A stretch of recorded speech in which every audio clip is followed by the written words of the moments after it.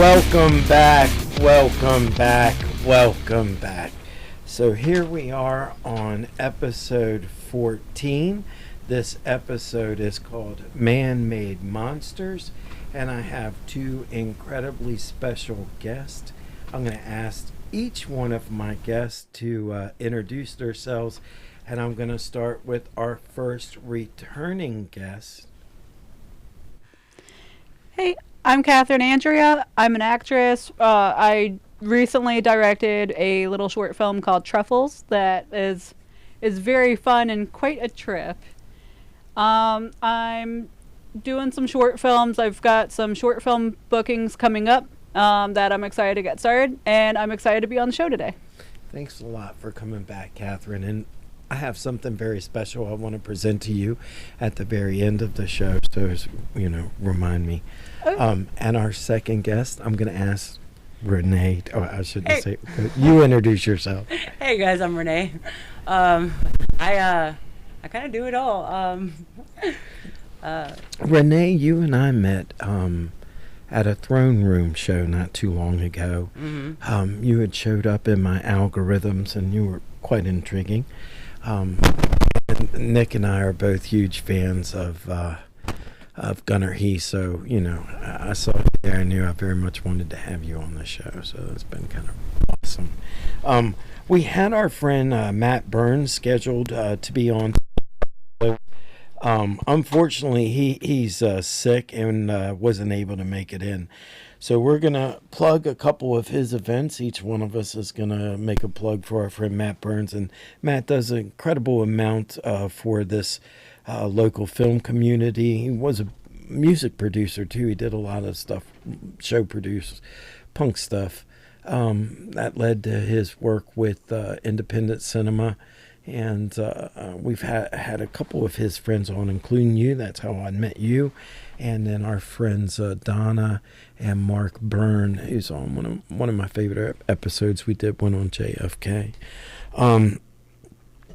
But first, I wanted to start with a story that I'm going to share with both of you guys. And Nick, can we pull up this first graphic?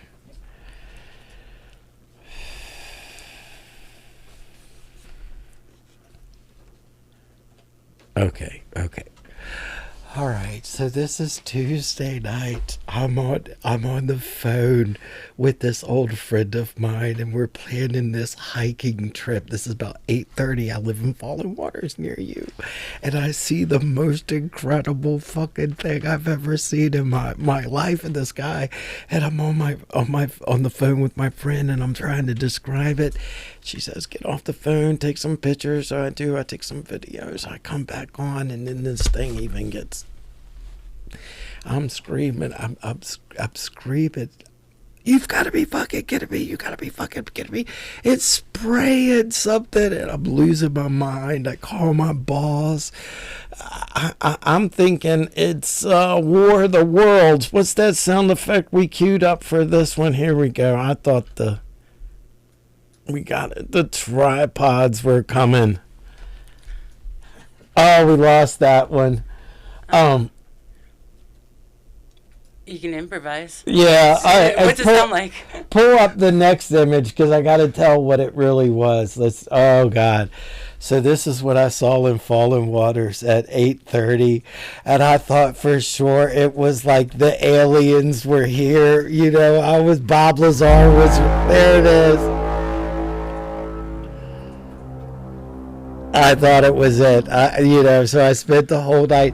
So I put this post of what's really going on in Falling Waters, and all these people started commenting that it was just this SpaceX. So I did see something pretty incredible in the sky, but it wasn't ET, it was Elon Musk. So I kept thinking about our first episode together that we do is all about aliens. So that brings us to our very first Matt Burns promo. Let's take a look at that, the still that we have. This is, I believe the event is March 15th. Waynesboro Theater in Waynesboro, Pennsylvania. It is an incredibly beautiful theater. Have you guys both been there? Which one is it? I have. Waynesboro Theater. Oh, look, they've renovated it. It's a beautiful, beautiful theater. Matt does a lot of stuff there. I really encourage everyone to come out and support independent film. The conversation we're about to have is about an independent British filmmaker. But that's March 15th, 7 o'clock, horror night in Waynesboro. 3 films for $20, all independent horror films. I hope everyone comes out and supports Matt Burns and our local film community. All right, let's do the next one, and I believe that's Miss Renee's plug. There we go. Is that the one I sent you? Yes. Read anything you want off of that, as dramatically as you want. Okay. Pretend like you're auditioning. Oh, I didn't know that's the way you sent it to me. Okay, let's see. I got eyes. It says, welcome. Maybe, let me read it off my phone. Welcoming all genres of comedy, drama, horror, and anything you can shoot. Keeping each of these 3 genres to their own hour each. There we go. Oh, it's getting smaller. My eyes are getting bad. 1 film per genre, 1 film per filmmaker. Details can be found online. This is also March 15th at Waynesboro. Matt's pretty big on Facebook too. And let's take a look. This is the big one. Let's go ahead and do the graphic, and then we'll look at the trailer, if you don't mind, Nick. And I'll let Andrea make the next plug. Are you going to see the Absurd Productions? They have a night at Alamo, and I definitely would invite you if you want to ride. More than happy to have. Let's go. This is Mark and Donna Burns' event at Alamo. So pull up the graphics. What are you talking about? We only have, let's look at the Blood and Breakfast trailer, and then you're going to have to work off of your phone. I'm sorry, Nick. I sent Kathryn the information. All right, here we go. Our first trailer.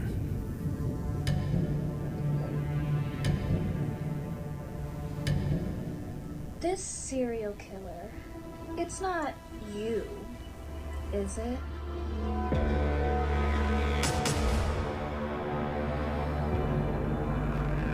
How about a room at a vintage bed and breakfast?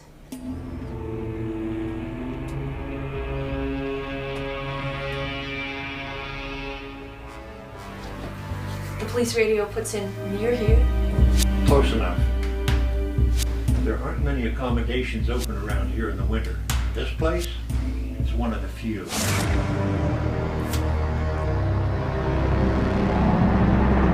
I get the feeling he's not hiding, but moving as we do. The guy next to you, passing for normal in society.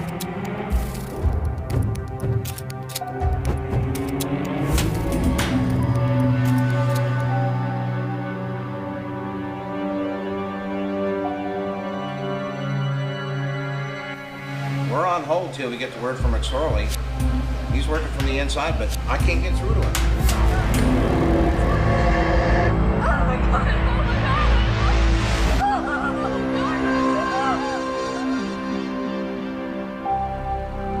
I was close to being killed by a serial killer.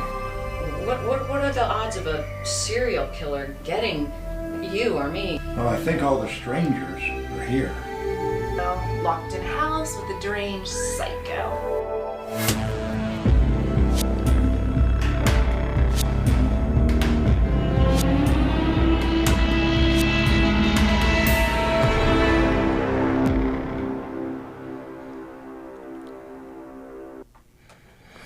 Okay, can you pull up the information on your phone and just share with the audience? Yeah. So there is going to be a screening of Blood and Breakfast at the Winchester Alamo, Winchester, Virginia, on February 28th, 2025. That's a Friday at 9 p.m. And it says that there is also a bonus short I don't quite know offhand what the bonus short is, but I know that when I saw Blood and Breakfast, it was something I had a whole lot of fun watching, and I would absolutely, like, if I'm available that day, I'm going to plan to attend that screening. So that was really good. I'm definitely going. I haven't been to the Alamo, and I've always wanted to go. The whole idea of being able to have drinks and get some food there, I think that's really nice. Oh, I wanted to add as well, the mini film Mania and the horror night that Matt's doing. Some of the lineup on those is absolutely incredible. Like, I would strongly encourage people to attend. Awesome. Verile is very, very near and dear to my heart as well. That's my friend's project. Her name is Soraya. Mm-hmm. And a lot of people in the indies don't quite know who she is yet, but she is saying, hold my beer. She came in there. I'm going to say she is easily one of the top directors I've worked for. I saw her grow from a film student, just learning the ropes and being like, is this the right thing? Am I doing the right thing? And kind of really trying to find her footing, to someone sure of herself, being so fair, just being great to the cast, and just making really good decisions and really having a good head on her shoulders. So just how far she came so quickly, just over the course of the one pilot, I would keep an eye on her. What's her name again? Soraya Sedler. That was an incredible compliment, and coming from you, that definitely. Mm-hmm. One of the questions, and I'm going to present some of these to you too, Renee. One of the things I most admire about you, Kathryn, is your passion for your craft. Thank you. Where and when? Where does it come from, and when can you first recognize it? When does it become something? This is what I want to do. This is what I'm passionate about.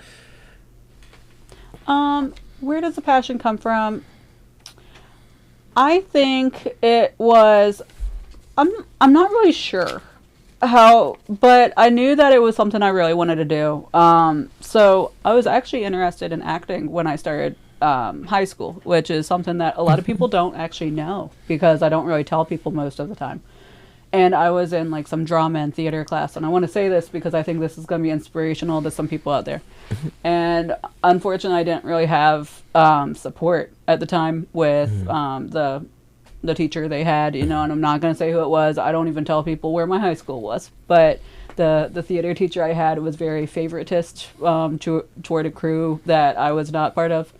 And I remember her ragging on me one day in class. She was like, if you want to be an actress and act, like, she was and I was very impressionable at the time, and it actually threw me off. Just like something about the barbed jabs threw me off at the time. But later, I started applying because I wanted to be an extra on Stranger Things. I was so determined. I found the casting page, casting tailor-made, by the way. Anyone looking to apply to that is the legitimate page.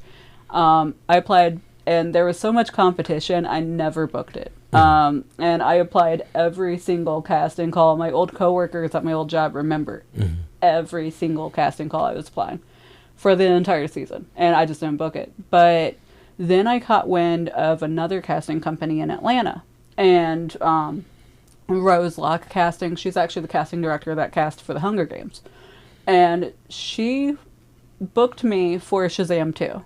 And I go down to Atlanta, so I remember that booking confirmation coming in, and it was going to be my first time on set and stuff like that, and I'm freaking out. Like, my stomach is like on the floor, and I'm just like, oh snap, I'm like trying to make sure, like, I'm hyperventilating, trying to make sure I'm worthy of being on camera, all freaking out. And I go down to Atlanta, and it was the most magical set experience.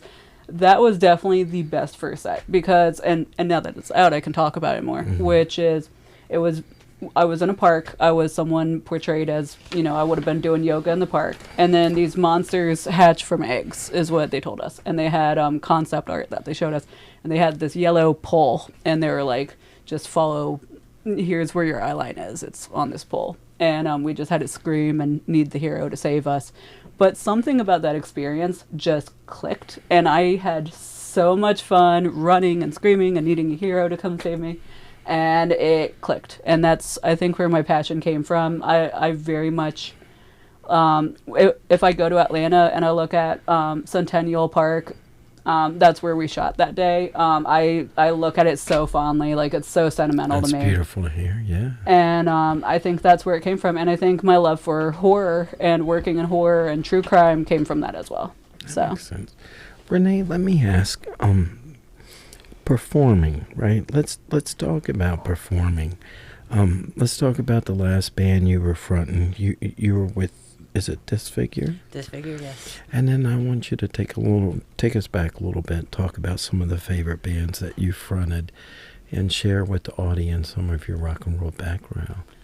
Okay, well, my first band where I got to start doing gigs, it was with the band called Terminal Resolution. Mm-hmm. And these guys were incredible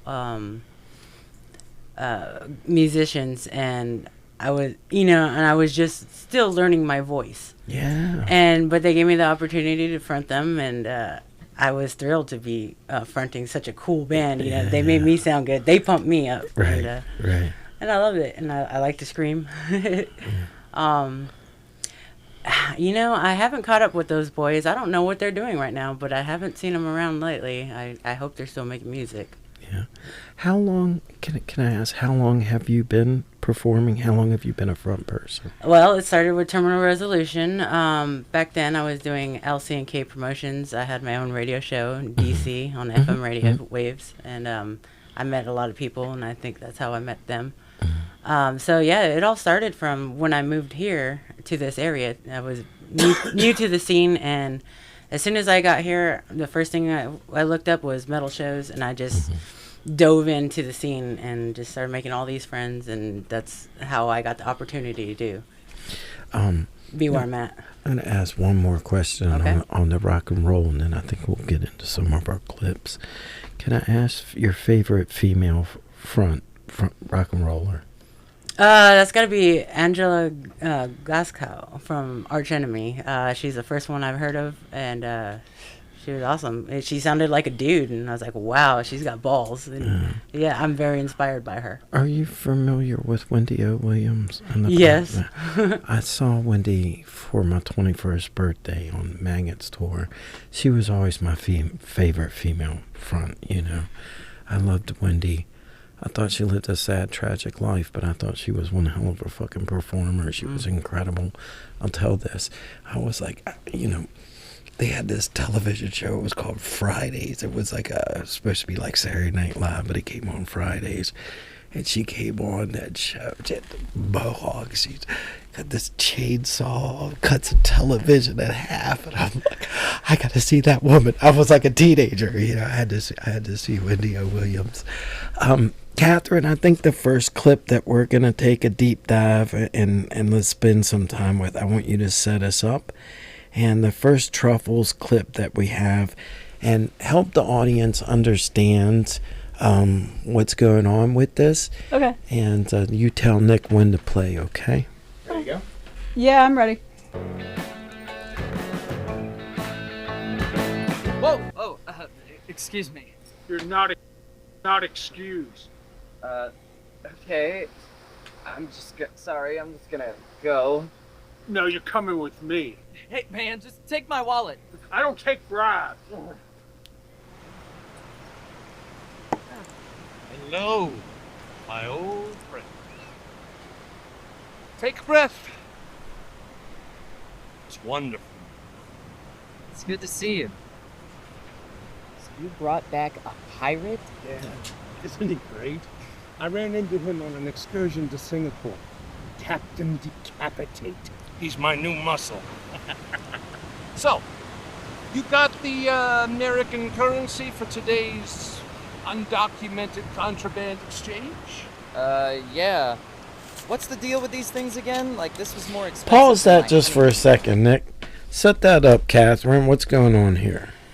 So our lead, and his name is technically Eugene. We don't really say that in the film, so it doesn't really do too much. But Eugene's walking along. So his wife, portrayed by me, because we ended up shooting this so spur of the moment, and I was the only woman standing in the room.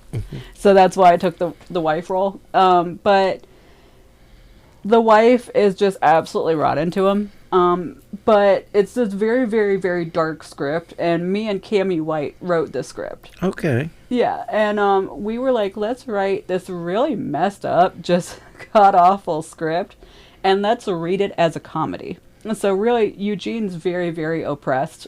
He's in a really toxic relationship, and his wife is just kind of ripping him and saying, get me my truffles for my dinner, but the thing that I don't even know that she realizes is these are so rare. They're on like some really remote island that's so hard to find them and stuff. So he's like bending over backward and he's shelling over a lot of money for those. And so originally this character that we're looking at, played by Rich Follett. And Rich Follett, keep an eye on him too. He's in Verlet and he was in theater for over 50 years. We were very lucky to have him in any indies because he could get quite a check. His character was originally just going to be this one character that was going to play that was going to be this quirky pilot was how it was originally written. And we ended up going different. Rich was just a little bit of a different size than the outfit would have been, and we didn't care because we wanted Rich for the role. But we ended up splitting it because we wanted a guy with the outfit when we made that choice. So then we brought Jesse in, since he's got that pirate outfit, and it brings Captain Decapitate to the screen. So let's do about another minute of that, then we'll pull that one down. These are the best truffles you get. They come from a remote island, Playa Lucha. They are from the Raya route, which has recently been placed on the critically endangered list. Only half the truffles produced from this route are viable for human consumption. They have to be hand sorted because the other half is poisoned. For this particular batch, I had to fight a full-grown wild boar. You want to hear the tale?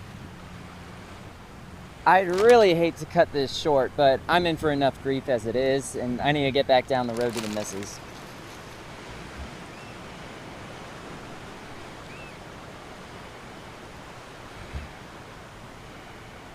These dumb kids. They aren't even that obvious at a Dancing Bears concert. Yeah. Well, thank you, man. And you have a good one. I don't take orders from you.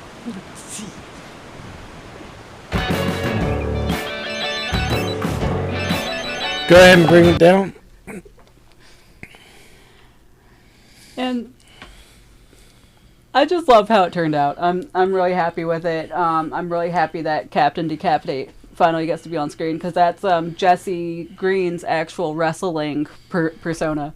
When me and Cammie wrote the script, we concluded that Rich's character, called Marshall, technically, we concluded that his character actually totally got his ass handed to him from the wild boar, and he's so in the clouds, and he just needed someone to come in and be aggressive and help the fights with him. And in my imagination, they also share money, so they've got some sort of a income split.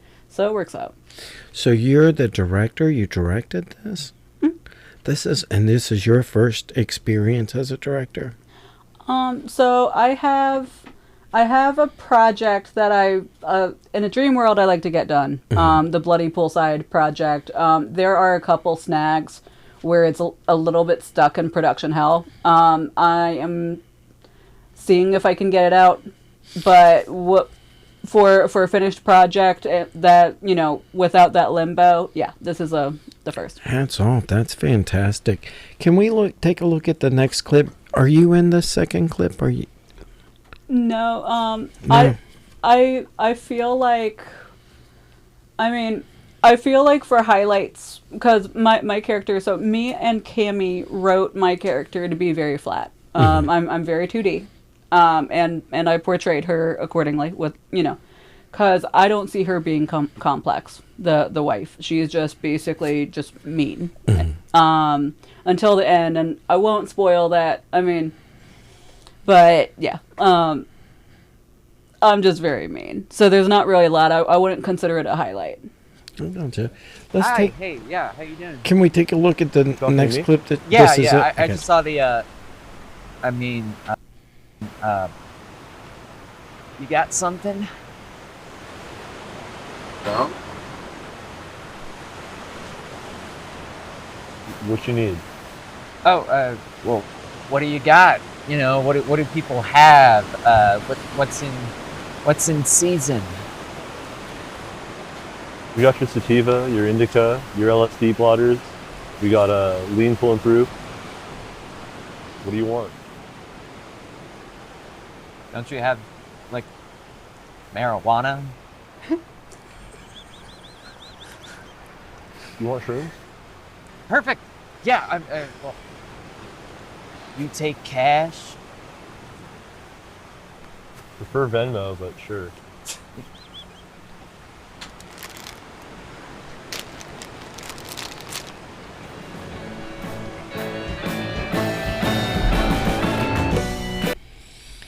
All right. So let me ask Kathryn, what do you hope to accomplish with the film? Are you going for festivals? Where are you at with it? Right. It's excellent and well done, well crafted. Thank you. I commend you in every way. Thank you.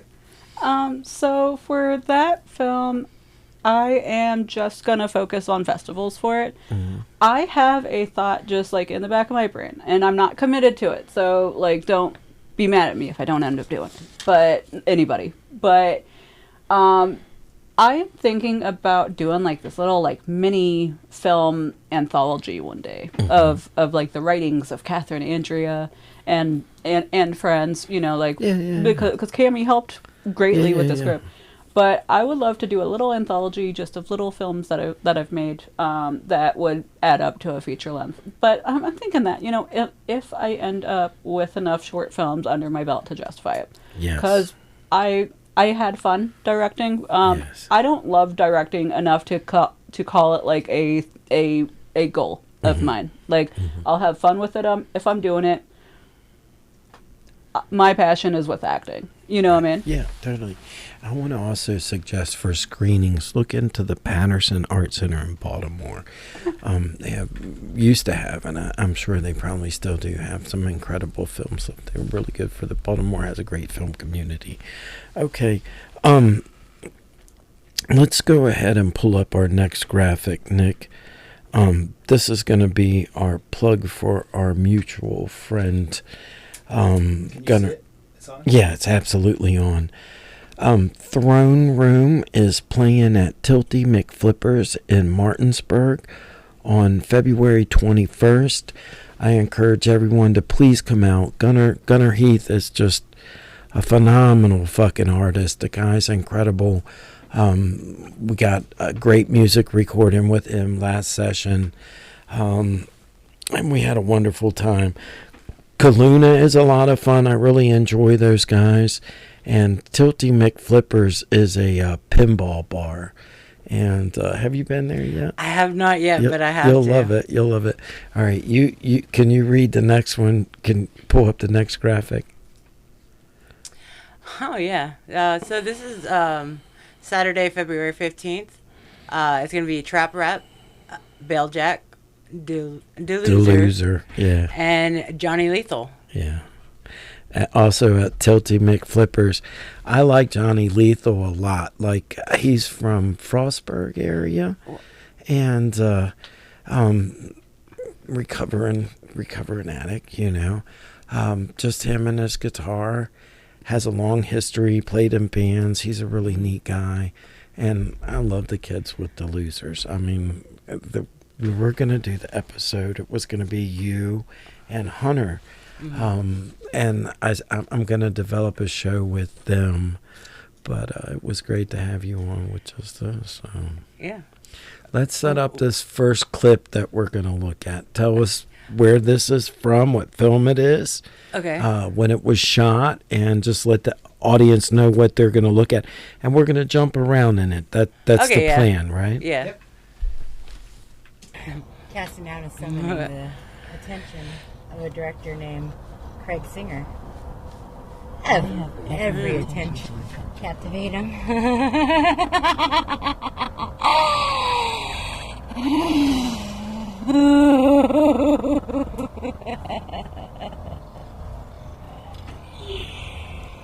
Yeah, I'm gonna do it. Well, I'm gonna try my damnedest. Okay, meditating into the future. One of the remaining contestants, the other survivors, and I have the opportunity to share our most horrifying work. I just so happen to be a jack. All right, go ahead and pause that. When was this shot? What is this? Tell us That all was about this it. year, actually. So I did this contest, and I annoyed every friend of mine on Facebook because it was one of those. You have to have your friends vote for you. Mm-hmm. So every day I'd have to remind them, hey, you guys, every 24 hours they get a free vote. And I was actually in the lead, and I had a lot of support. My friends did come through for me. So once you got up to, you know, the finals, you had to present to Craig Singer. He's also, I think he's an independent filmmaker. Just who you are and what you are, and just show them what you're about. And so I real quickly just presented this. We just slapped this together in 2 days. So there's a lot of errors in it. So So this was like an audition tape. Yeah, it was. Okay, I gotcha. Scroll up about 3 minutes and then play another minute for us, Nick. There you go. So this is an audition Pulling tape that abundance you did. into my life. A lot of my art, the pleasure of it. Yeah. Is that a chicken? I have chickens. Awesome. Best sound effects ever. My craft keeps me from going mad. Anyways, this should be a lot of fun. Can't wait to show you. Tattoo editing. That's Swedish for tattoo. And we have another. You can bring that one down. That's Johnny Lethal's friend that I'm tattooing on. Oh, so he's giving me so many stupid stories about Johnny Lethal, and I can't wait to see him. So I might come out to this show. Before we get into this next clip, let me ask you. I'm going to ask both of you two this question. If I had to say, name your favorite filmmaker off of the top of your head, and if you name more than one, I understand. But do you have a favorite filmmaker? Wes Craven. Good choice. Excellent choice. If we're on the horror. Yeah, no, not just horror, any genre. Yeah, Wes Craven's a fantastic choice. Oh, yeah, that's putting me on the spot. Oh, you're going to have to come back to me on that. No, Wes Craven was a good one. I'm a big fan. Kathryn, what about you? Who's some of your favorite or favorites? I'm gonna second Wes Craven. I think Wes Craven does a lot of really good stuff. But I am gonna add Jordan Peele. Yeah. Even though, so unpopular opinion, but I'm gonna say it anyway, is Nope was not my favorite. When I rewatched it, I liked it a little bit more, but I liked his other work, like Get Out and Us. Yeah. Agree. I thought they were really intriguing pieces of cinema as well. I thought he was a good filmmaker. All right, let's skip around this next piece. Do you want to set it up for a second? Well, what we're looking at right here, back to, what we're plugging the show. This is Blake Owens. We had a little band called Staggering Fawn. He's with Belljack. They're playing this show. Okay. He's a good musician. Awesome. Death is just the beginning. All good things come to an end. It's unfortunate, isn't it? Before we conclude this video, I'd like to make an honorable mention of some of the crafts that I have created that just didn't make the cut.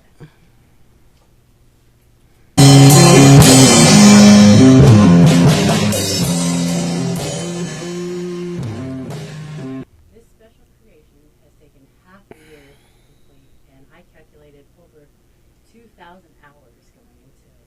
I'm just dying to display it in all of its glory. is Valhalla Bridge Mortuary.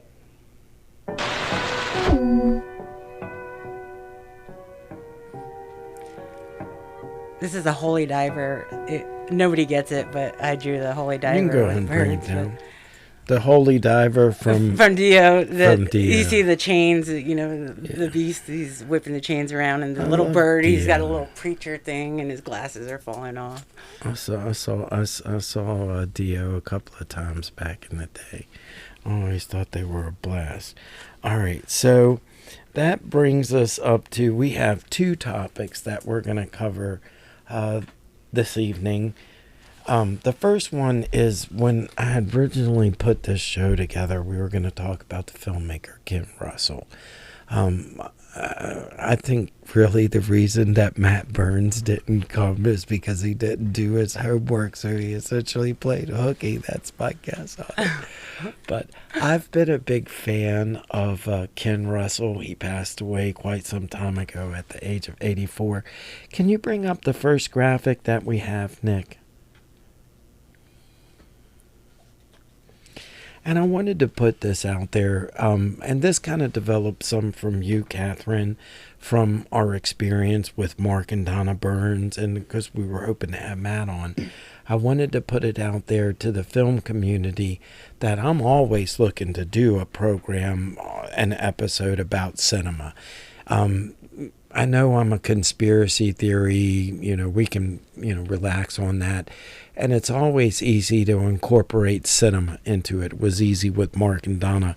Oh, yeah. But I just wanted to take an opportunity and, tell people about the films with Ken Russell. I thought he was a really neat filmmaker.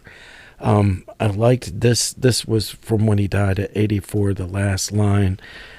Kinky Ken Russell. So let me read this. The acclaimed, eccentric, and what is that? Polarizing British film director Ken Russell has died after a series of strokes at the age of 84. The director of Tommy, Women in Love, and Altered States was known for a florid adaptation of classic literature, blah, blah, blah, blah.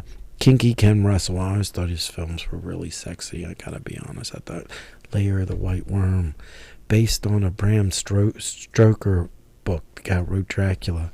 All right, so let's take a look at our first trailer that we got. And I picked this. I went back and forth on the trailers I wanted to show, but I think most people will be most familiar with this film.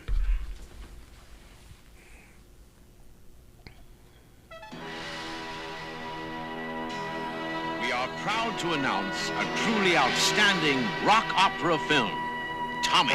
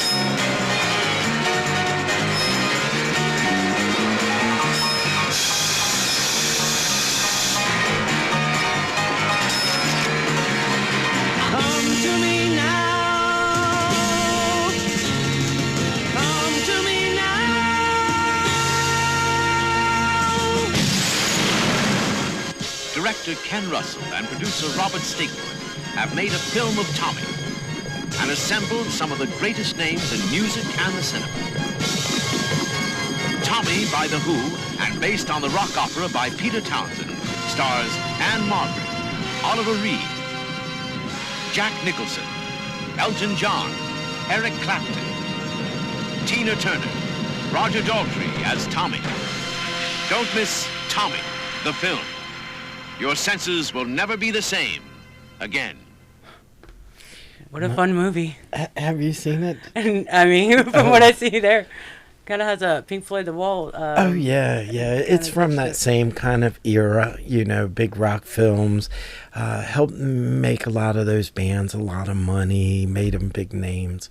And of course, The Who is British, and he's British. Had you ever seen the film? Have you ever seen Tommy? I had not remembered it, but I totally would have when I was a kid. Yeah.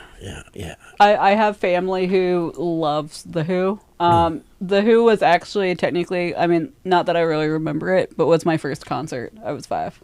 Awesome. Mine was, Cheap Trick. My mom took me to see Cheap Trick when I was like 13 at the Cap Center. But I remember seeing Tommy a million years ago, but I thought because of the rock and roll, I would show that one. And then the film that we had talked about taking a look at is a film called Gothic. And the reason that I wanted it, and it's a film I revisit quite frequently. Let's take a look at from the trailer, and then we'll talk a little bit. This is Ken Russell's Gothic, 1986.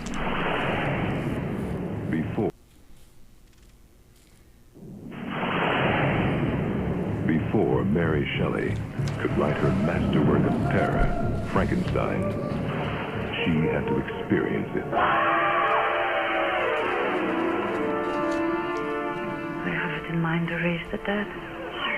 Yes, the skull of the Black Monk. His appearance was said to herald disaster. Gaze into the eyes. Conjure up your deepest, darkest fears. Call that fear to form, to life.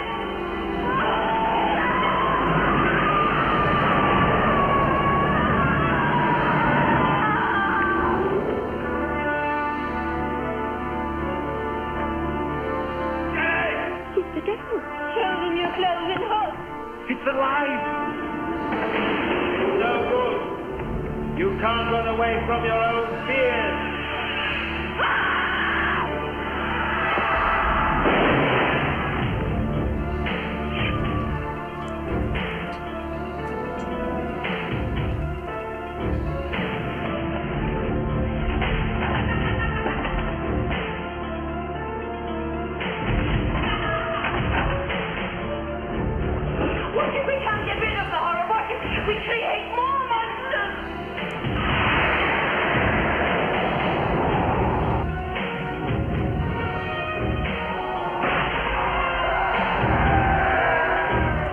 It is an age of dreams and nightmares.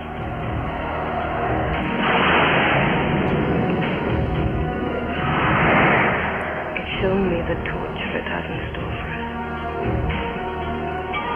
Our creature. It will be there waiting in the shadows until it has seen us to our death. In one night, 2 legends were born.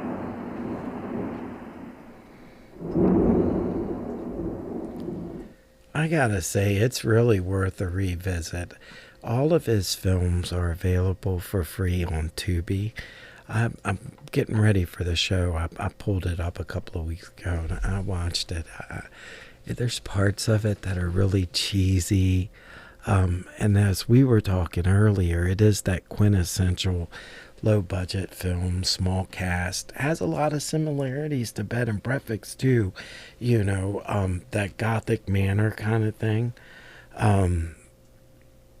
So the next one we have is the Gothic Still. And it has a really incredible cast. The girl's name, Natasha Richardson, right? She's Lynn Redgrave's daughter. I don't think she did too much in Hollywood, but I thought she was really good in this. And as we were talking earlier, the biggest name that comes out of this film is Julian Sands. What was the name of the movie you said you were most familiar with him in? Phantom of the Opera. Phantom of the... He was a phantom. What about you, Renee? Are you familiar with Julian Sands? No, I'm not. Pull up but I have seen that one. And it's awesome. Will you pull up the still we have of the cast? Julian Sands is the blonde one in the back right there. He starred in he's in David Cronenberg's Naked Lunch. Warlock, he's in a real popular film called Warlock, and he had a bunch of real mainstream Hollywood success. Kathryn and I were talking earlier. I'm an avid hiker. I love hiking. When I'm not doing this kind of stuff, I go hike Appalachian Trail, Tuscarora Trail. But he passed away hiking in Mount Baldy in California not too long ago. And you said you had heard rumors that he may have been murdered, or what was the story you had heard? So, it's... You can bring that down there. It's not rumors that I heard. It's just almost like my presumption. Because hiking near Los Angeles and having something happen, like, I just feel like Los Angeles has so many sketchy deaths that happen. And I feel like they tend to happen, like... they tend to involve drugs and bathtubs, but I've heard a lot of hiking stories too, like where people mysteriously die when they're hiking. Maybe he ran into the Manson family out there. Are they still out there? Oh, is this recent? Oh yeah, I think it kind of was. Yeah, it was just recent. I think like a year or two like ago. Like a new age follower of Manson, but it just wouldn't surprise me. Like it's like I feel like this stuff happens commonly enough out there that especially like Julian Sands, like an established and successful actor, I wouldn't be surprised. No, it's possible. And I know when it first happened, there had been some rumors of possible suicide. But from what I've heard, it was, he got in over his head, which occasionally hiking, when you go in with bad weather, that's the biggest one, being exposed to the elements. And that brings us to Gothic is all about the Mary Shelley and the inspiration of Frankenstein. And Kathryn said she got really ready for this one. So let's go ahead and pull up our next graphic. And here, Renee, I got to ask you a question. Yeah. Did you know that Google is created by the CIA? Did you know that? That's the CIA. No, I shit you not. I believe it. Oh no, I shit you not. Google is the CIA. They created. Yeah, because they want to know what you're searching. What'd you find out? Let me read this real quick, and then I want to hear what you want to bring about Frankenstein, because people ask, like, how do you become a conspiracy theory? Why are you a conspiracy theorist, right? Because of skepticism. Where does skepticism come from? You have people like Mary Shelley who echoes down through centuries this message of, hey, don't fuck around, you might find out. Frankenstein by Mary Shelley explores the theme of responsibility, the relationship between humans and nature, and the consequences of scientific advancement. The story is often used to question the ethics of scientific progress. And that makes me think a little bit, just right when you're talking about science, that's something I feel like a lot of people forget in this day and age too, and applies very much to Frankenstein, is typically with science, it's supposed to be tested and retested and retested. Like, it's very, very few and far between that you call something a scientific law. It's why they always refer to things as scientific theories. So people really should ask a lot of questions. Now, in the case of Frankenstein, Victor Frankenstein, it doesn't really work out for him because he looks to old alchemists originally. So he's looking at a lot of their work, and they're kind of written off as quacks, like they feel like they've progressed with science. But he's looking into their stuff, and he finds some stuff there mixed with some stuff he later finds out in more, of his time. I don't want to call it modern, but of his time science. And he's able to bring, this, he doesn't really say what the materials are, but he basically throws a bunch of materials together, and he's able to presumably electrify it in order to create life. But it was interesting to me. It didn't really work out for him, but in my opinion, a lot of it, this is going to sound very victim blamey, but a lot of it is kind of Victor Frankenstein's fault, because as soon as this thing wakes up, the monster smiles at him and tries to shake his hand, and he runs off like a coward. I'm trying not to cuss too much. Right. And he paces the courtyard all night, and he's all freaking out, and he's like, "Oh no, I made this abomination," and all this kind of stuff, and it disappears for a while. But this creation is actually very human-like, and later shows remorse and shows like all of these very human emotions, and it's really not that different from a human. Like, and this monster really just had no support. Like, I mean, it had nobody. It had, like, you know, if it walked up to anybody, they just ran away. So, I mean, yeah. I'm in love with him. He's so adorable. Frankie. I know. Oh, Mel Brooks. That's my guy. That's my favorite. That's your Frankenstein? No. My favorite director. Oh, that is a good one. Let's take a look at the next video we got, and let's talk a little bit. This is where we're going to talk a little bit about man-made monsters. We're going to watch about 1.5 minutes of this. We are, it seems, on the verge of possibly the most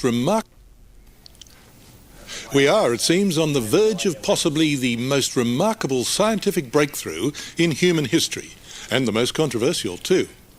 Within months, some scientists say they will have cloned a human baby. What was once thought impossible now seems unstoppable. In America, tiny human life forms are already being cloned for medical research. So is it only a matter of time before scientists take the final step? Now, you may greet this with awe or horror, but imagine a world where death could be cheated, where a lost child could be recreated, where children could recreate their dead parents. This week, Liz Hayes has been in America talking with the people determined to make history. So there we begin with this whole idea of man-made monsters. Where could this go wrong? So just on this clip, what's an impression that you get from that? What could possibly go wrong here? Well, where my mind was what would I do with a clone? Thinking of all the cool things I could do. But and then another thing I was thinking is, why a baby? How cool is a baby? Why not someone that you know is cool, awesome? You know, if you're gonna put the science to it. But as they were saying, you know, what if your baby died? You can, that's cool. Yeah, that could definitely go wrong, especially in a setting of scary movie. So, or in real life, you know, in real life. There's much more terrible things that are being done right now. But I agree. Than babies. Babies are not too scary. Kathryn, when we talk about cloning, what are some of your fears or concerns that could come in? What are some of the ethical and moral questions that come along? I would say I would be concerned about genetic defects happening over time, almost like you know, like descendants of incest. Mm-hmm. I would almost question if cloning could start to kind of result in anything like along those lines. Yeah. But the thing that I'm thinking, and it's one of the things I took away from Frankenstein, is man is really the monster. Yes. Like, really, like, so there's actually a book I was reading recently, and I have yet to finish because I get distracted. But it's called Sapiens, The History of Mankind. And it's if anybody has Kindle Unlimited, they can access it right away. But this book goes into just how awful. I mean, they don't even write it that way. They just give you the facts. But like from the beginning of time, from the time like we were monkeys and then started standing and then discovered fire, like, so the minute man reached Australia and they managed to reach Australia, all of the megaflora and megafauna disappeared so soon.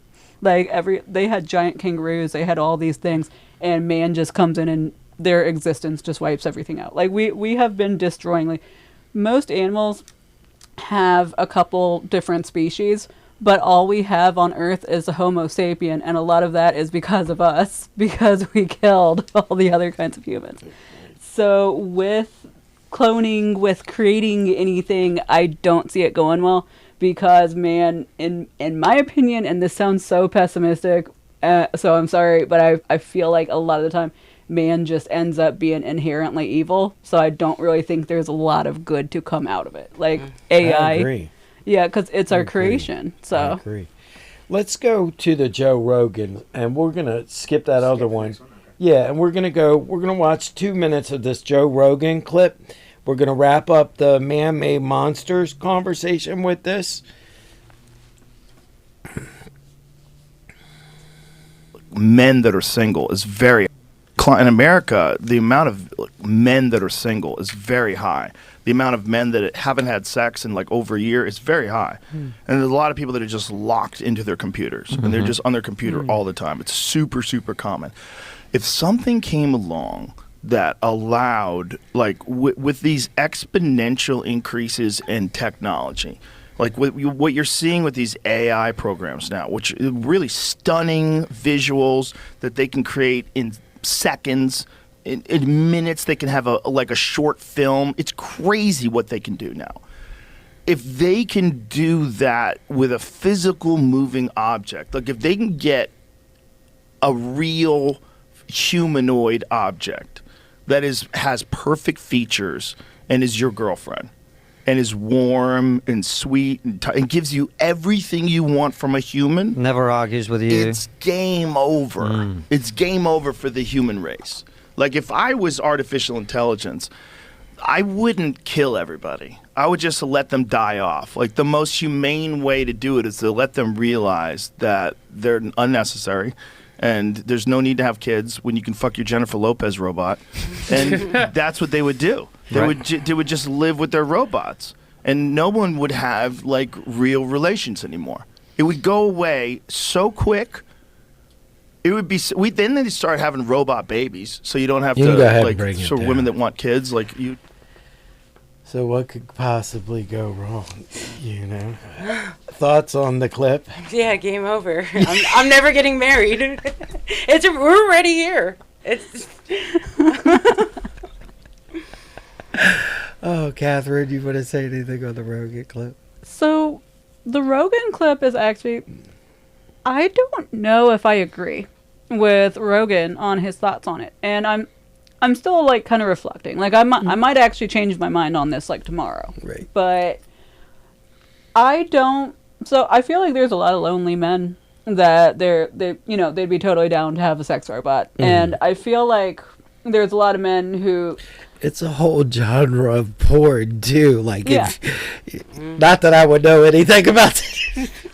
I mean, I've heard about it. I've heard about VR porn. Right. I've heard about all of that kind of stuff. So the sex robots, it doesn't surprise me, but I feel like a lot more men, and I might be totally wrong. Maybe I'm being an optimist here, but I feel like a lot of men they just want to be appreciated at the end of the day at their core. And can a robot really do that? Like, I don't really know. Like, I see the clip much less mechanical and more emotional, right? Like, and when we were talking, I said it jokingly, right? Like Nick is into technology. I live like the Unabomber.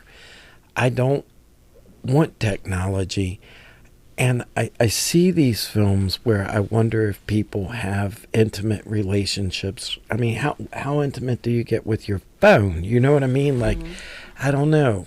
I don't know what technology is doing to the mind.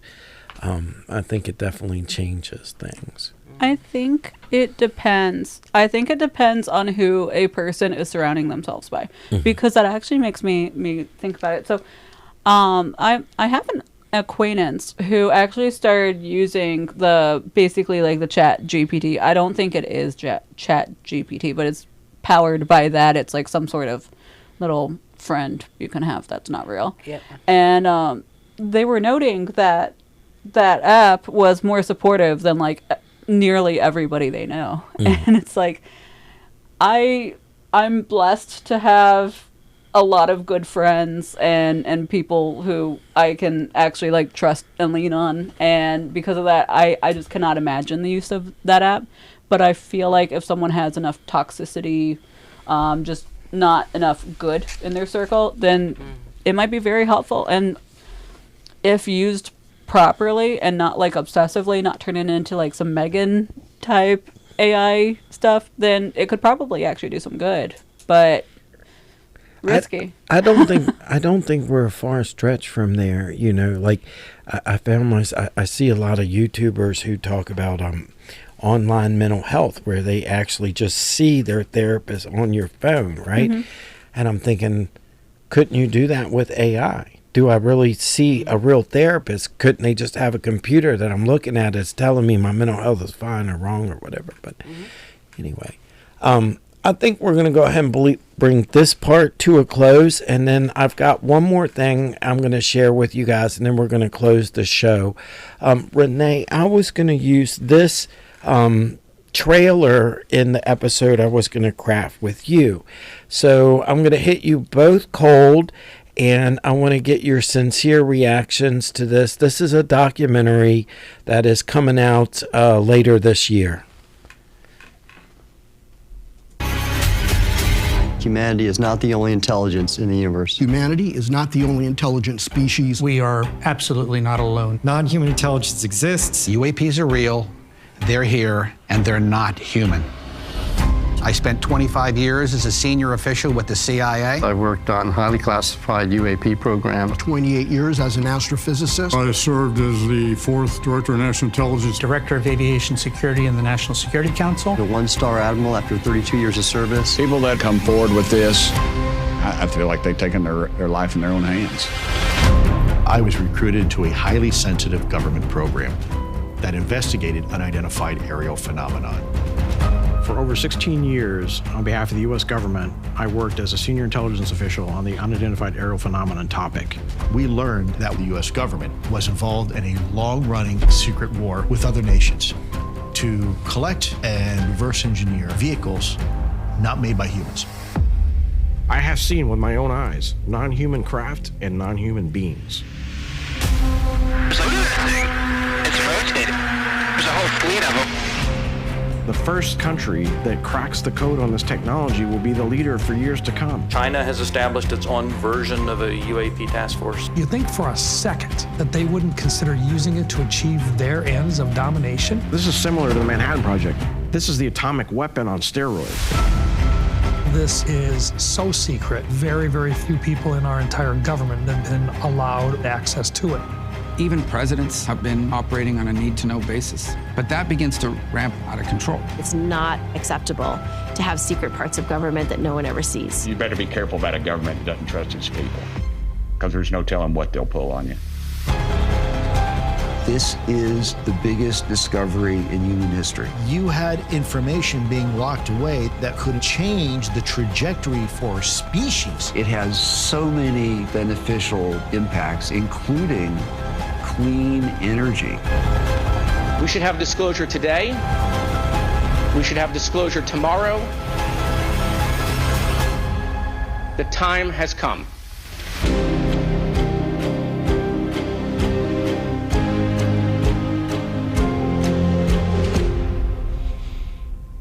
What else you want to know?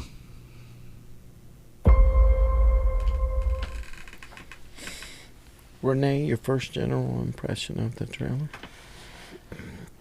Well, I recently heard that the government did admit that there is such things as UFOs, so that's new. I mean, we all know it, but I guess they were hiding it from us, and we chronicled it very well on our episodes. Yeah, yeah. I'm obsessed with this subject. Obsessed with it. They admitted that there's UFOs in the ocean. Yes. And I feel like that's a whole can of worms. Like that's like its own episode. Yeah, I could go on about this actually. Yeah. We're going to bring this show to a close, but I discussed this with Nick earlier today. When this movie comes out, our proposal is for you to come and be the host, right? Host this. And I would like to be a guest on your show. Invite whoever you want as your second guest. And we're going to talk about this film. So it comes out in a few months, you know. I think at some point it'll be on Netflix. And I do believe that 2025 is going to be the year of disclosure. I think we're there now.